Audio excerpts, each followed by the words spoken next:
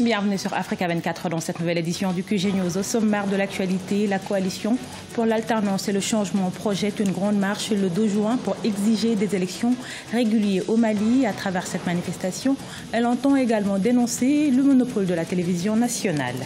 Il y a 4 ans, le Tchad lançait des microcrédits en faveur des communautés en zone rurale et des productions maraîchères. En 2018, cette initiative bénéficie à plus de 4000 ménages. Les détails en fin d'édition. Et puis adoption de la nouvelle politique forestière en Côte d'Ivoire, occasion pour certaines régions du Nord qui ont perdu 90% du couvert végétal de saisir cette opportunité pour freiner ce fléau. Mais tout d'abord, en visite officielle en France jusqu'au 30 mai, le président angolais João Lourenço a été reçu ce lundi par son homologue français Emmanuel Macron au palais de l'Élysée. Au menu de cette rencontre, les relations bilatérales entre les deux pays, notamment sur le plan économique, alors que le pays considéré comme l'un des plus riches d'Afrique traverse une crise sans précédent depuis 2014. Rappelons qu'il s'agit de la première visite du président angolais en France depuis son élection en septembre 2017. La coalition pour l'alternance et le changement en rang pour la présidentielle au Mali, ce mouvement qui regroupe plus de 167 partis politiques et associations de la société civile projette une manifestation le 2 juin 2018. Objectif, exiger des élections régulières, dénoncer le monopole de l'Office des radiodiffusions et télévisions du Mali ou encore la réalisation de l'alternance. Les précisions dans ce reportage de notre correspondant Mokhtar Bari. Après la signature de son manifeste par une centaine de partis politiques et d'associations de la société civile le 29 avril 2018, la coalition pour l'alternance et le changement sonne déjà le rassemblement de ces troupes. Pour donner la chance à tous les Maliens en âge de voter, mais surtout de garantir la transparence du scrutin, les membres de ce regroupement avaient dans un courrier appelé la MINUSMA à certifier les résultats des élections. Pour se faire entendre, la coalition projette une marche de protestation le 2 juin 2018 dans les artères de la capitale malienne. Je pense que ce n'est pas gage de stabilité. Et démocrates que nous sommes, citoyens que nous sommes, nous n'avons jamais utilisé la violence pour revendiquer l'eau qui nous a manqué pendant ce quinquennat. On n'a jamais utilisé les fusils pour revendiquer du travail qui nous a manqué dans ce quinquennat. On n'a jamais pris les armes pour que nos droits et libertés soient respectés dans les tribunaux par les armes. Nous sommes restés républicains à attendre notre temps, notre moment, le moment d'exercer notre droit constitutionnel démocrate, qui est celui de sanctionner la politique en cours par l'élection. Et donc le moyen de prendre part à cette élection qui passe par l'enrôlement, la possession d'une carte d'électeur et qui nous est refusée par le système, par le gouvernement systématiquement, cela pourrait être source de frustration, de colère et de violence. Outre la tenue du scrutin transparent, la coalition pour l'alternance entend dénoncer ce qu'elle appelle le quasi-monopole de la télévision nationale du Mali par les partis au pouvoir.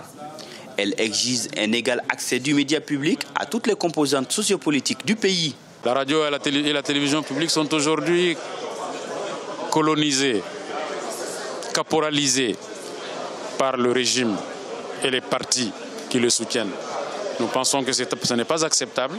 Il est important donc de rappeler à l'ordre les pouvoirs publics maliens quant à l'accès à la radio et à la télévision publique. La coalition pour l'alternance forte de plusieurs formations politiques et organisations de la société civile est essentiellement constituée de l'ancienne plateforme Ante-Abana, renforcée par les défections du camp présidentiel parmi lesquelles le général Moussa Sinko Koulibaly ou Khalifa Sanogo. Madagascar, toujours enlisé dans la crise. Après la CENI, la Haute Cour constitutionnelle est sortie de son silence le 25 mai. La plus haute juridiction du pays a sommé l'opposition et la majorité de s'accorder sur une sortie de crise, sans quoi passer le délai imparti à un nouveau gouvernement de consensus devrait voir le jour. Ashley Duprat. Nouveau tournant dans la crise malgache. L'opposition et la majorité au pouvoir ont jusqu'au 4 juin pour trouver un accord. Faute de quoi, passé cette date, la Haute Cour constitutionnelle sommera le chef de l'État, Razonari-Mampiane, de dissoudre le gouvernement, nommer un Premier ministre de consensus et former un gouvernement sur la base des dernières législatives, avec un nouveau délai de 7 jours. Le pouvoir appelle donc à une négociation. La décision de la Haute Cour constitutionnelle nous appelle à une négociation Alors nous sommes ouverts à toute négociation. Du côté de l'opposition, au lendemain de la décision rendue par la plus haute juridiction du pays le 25 mai, les réactions fustigent. Certes, la HCC a reconnu les manquements du président par rapport à l'installation de la Haute Cour de justice, qui de base était la requête des députés, mais la déchéance du président, réclamée quant à elle par l'opposition, n'a pas été validée par l'instance constitutionnelle. Si l'arrêt de la HCC représente une victoire partielle pour l'opposition, pour certains observateurs, elle présente une décision à double tranchant pour le président. Il lui donne une chance de se représenter aux élections, étant donné qu'il ne sera pas déchu, parce qu'une déchéance implique qu'il perd tous ses droits en tant qu'ancien chef d'État. Il ne pourra plus se présenter à une élection, à un mandat électif. Après, en principe, une élection durant la saison sèche devrait se faire avant le début du mois de novembre. Donc si le président de la République veut se présenter aux élections, il devra démissionner 60 jours avant la date du premier tour, ce qui implique éventuellement une décision au mois de juillet ou bien dans ces eaux-là. Donc il devra quitter le pouvoir plus tôt que prévu. Reste à voir comment les 140 partis politiques recensés en 2015 sur la Grande Île vont interpréter la décision de la plus haute juridiction du pays. Une chose est néanmoins sûre, ce gouvernement, accompagné par la CENI, aura pour tâche d'organiser les élections anticipées pendant la saison sèche, ce qui revient au mois de septembre 2018. Le programme gouvernemental lancé au Tchad en 2014 en faveur de l'autosuffisance alimentaire commence à porter ses fruits. La promotion des productions maraîchères en zone rurale par l'obtention de microcrédits bénéficie à plus de 4000 ménages. Plus de détails dans ce reportage de Mahamat Ramadan, notre correspondant au Tchad, commenté par Siamlo Victoria Sedji. Au Tchad, le programme de valorisation des productions maraîchères pour l'autosuffisance alimentaire, initié par le groupe de recherche et d'appui à la production agricole GRAPA, commence à porter des fruits. 4 ans après son lancement, environ 168 groupements villageois ont bénéficié des microfinancements pour développer les cultures de contre-saison. À ce jour, plus de 4000 ménages ruraux vivent directement des revenus générés par les activités agricoles soutenues par le programme.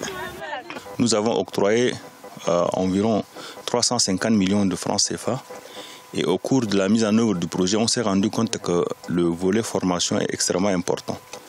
C'est pour cette raison que nous avons créé un centre régional de technologie agricole ici à Massénia, dont le but est d'accompagner les groupements dans la maîtrise de techniques de production. Donc nous avons, à travers le CRTA, élaboré un programme qui couvre un certain nombre de domaines, notamment la formation sur les techniques d'irrigation en matière de production de contre-saison. Nous dispensons également des formations sur la production du compost, qui est une alternative à l'utilisation des engrais chimiques. Ce programme, qui s'inscrit dans le cadre de la lutte contre la pauvreté, a octroyé plus de 350 millions de francs CFA en guise de microcrédit au groupement. Les bénéficiaires, majoritairement des femmes rurales, commencent à s'autonomiser vis-à-vis du programme en lançant leurs propres affaires. Grâce au programme, notre groupement a bénéficié des microcrédits qui nous ont permis de produire des légumes et des fruits en toute saison. Les marchandes de légumes viennent de Djamena pour s'approvisionner ici et ça fait entrer de l'argent dans la caisse de notre groupement. Certains d'entre nous ont pu lancer leur propre commerce de légumes et de fruits et s'en sortent bien. Nous remercions les autorités et les initiateurs de ce programme. Par ailleurs, rappelons que le Centre régional de technologie agricole, avec le soutien du gouvernement tchadien, compte réaliser une dizaine de forages qui seront équipés des systèmes de pompage solaire pour aider les groupements villageois à mieux irriguer leurs plantations. La Côte d'Ivoire se mobilise de plus en plus contre la réduction de sa couverture forestière. Les autorités ont même adopté récemment une nouvelle politique forestière pour préserver et étendre le couvert forestier.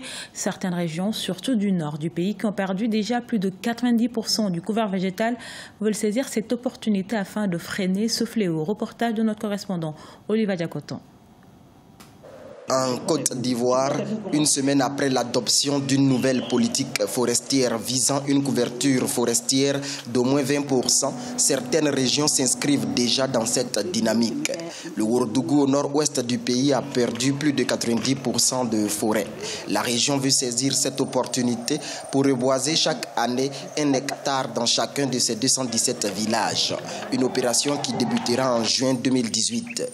Quand les gens ne sont pas sensibilisés à quelque chose, il est difficile de les amener à s'approprier la chose elle-même.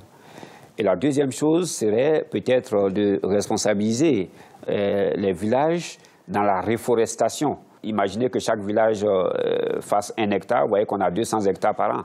Ce serait déjà quelque chose d'important.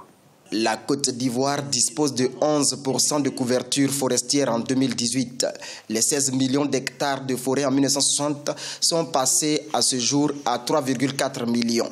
L'agriculture intensive serait le moteur de la déforestation selon des experts, lesquels proposent une autre forme d'agriculture dénommée zéro déforestation pour un meilleur respect de l'environnement. Nous avons déjà un très bon écho de population. Vous savez, lorsqu'on montre aux populations comment pratiquer l'agriculture en dehors des forêts, les populations ne prennent pas le risque d'aller détruire les forêts. Le coût global de la nouvelle politique forestière s'élève à 616 milliards de francs CFA sur une période de 10 ans. En rappel, la Côte d'Ivoire vise le développement durable d'ici à 2027. Ce journal a été réalisé par l'ensemble de la rédaction. Merci pour votre fidélité. Dans un instant, une nouvelle édition de l'actualité sur Africa 24.